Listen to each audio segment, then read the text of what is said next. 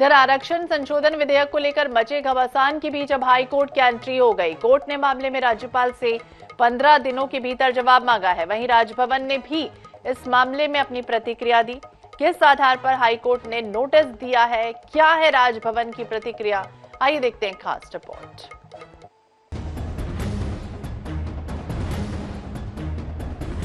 विधानसभा में सर्वसम्मति से पारित होने के बावजूद आरक्षण संशोधन विधेयक पिछले 2 माह से राजभवन में लंबित है। इसे लेकर कांग्रेस ने सड़क से सदन तक लड़ाई लड़ी। अब राज्य सरकार ने हाईकोर्ट में याचिका दायर की है। मामले में हाईकोर्ट ने 15 दिनों के भीतर राज्यपाल से इस संबंध में जवाब मांगा है। अब हाईकोर्ट में आरक्षण पर रण, सरकार का तर्क। राज्यपाल को संविधान के अनुच्छेद 200 के तहत 3 ही अधिकार प्राप्त हैं। राज्यपाल विधेयक पर हस्ताक्षर कर सकती है, इसे सरकार को वापस लौटा सकती है या राष्ट्रपति को भेज सकती हैं। तीनों प्रक्रियाओं को दरकिनार कर राज्यपाल ने राजनीतिक लाभ के लिए बिल को संविधान के विपरीत रोक रखा है। राजभवन का तर्क, संविधान के अनुच्छेद 361 के तहत राष्ट्रपति या राज्यपाल को नोटिस जारी करने पर पूर्ण रोक है। राज्यपाल किसी न्यायालय के प्रति जवाबदेह नहीं है। राज्यपाल द्वारा किए गए कार्यों को न्यायालय में चुनौती दी जा सकती है, लेकिन तब राज्य या केंद्र सरकार ही राज्यपाल की प्रतिरक्षा करेगी। अनकॉन्स्टिट्यूशनल है या नहीं है वो तो कोर्ट तय करेगी। हमारे हिसाब से उनको इसमें कोई देर नहीं करनी चाहिए, क्योंकि ये छत्तीसगढ़ की जनता के लिए, खास तौर पे ट्राइबल कम्युनिटीज के लिए एक बहुत महत्वपूर्ण कदम है।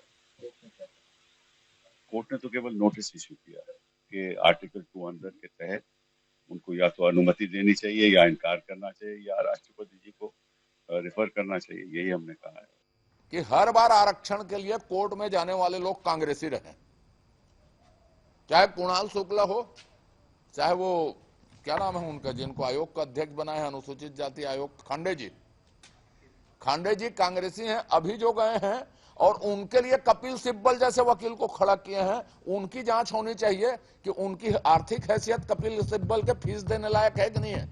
जो आदमी गया है और उसको कौन लाया है, कौन खड़ा करवाया।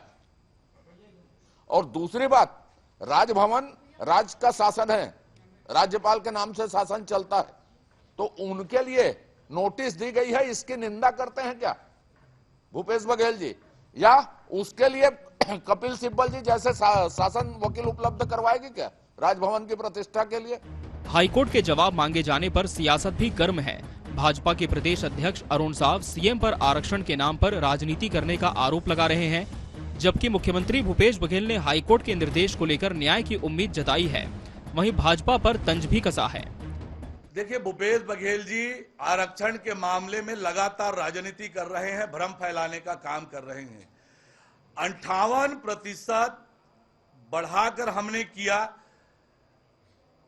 अनुसूचित जनजाति का आरक्षण 20 से 32% हमने बढ़ाया, वो घटा आपकी कारण।